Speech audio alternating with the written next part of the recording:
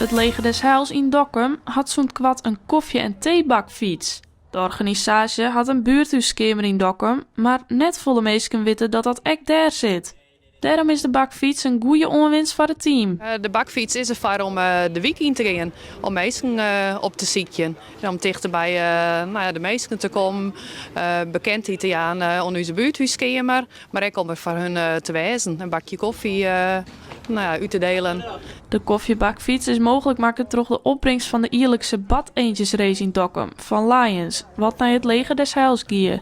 En we hebben daarmee de gedachte, we gaan een buurthuiskamer op de Oostersingel, maar om ook naar de mensen zelf te kunnen, de week in te gaan. De bakfiets werd op 14 februari oerdroegen en dat wie net zonder reden. We zijn van dit is een hele mooie dag om de liefde uit te delen, om jezelf zien te laten, maar ook om de aandacht om te besteden dat we er binnen voor de mensen en eigenlijk voor iedereen, voor zowel jong als oud.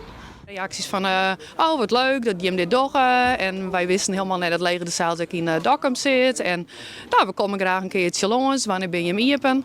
Dus ja, wel hele positieve reacties. Heringa hoopt de fiets vaak te broeken in de toekomst.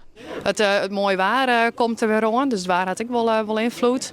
En we zouden het al wel heel fijn vinden dat we in ieder geval 1 keer in de 2 weken met de fiets op paard kunnen. Maar hoe vaker, hoe beter.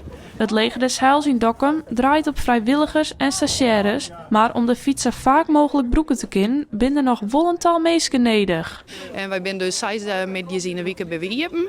En we kunnen altijd wel vrijwilligers broeken. En dan maar steen contacten als koffie en thee in jeten, praat je met de mensen.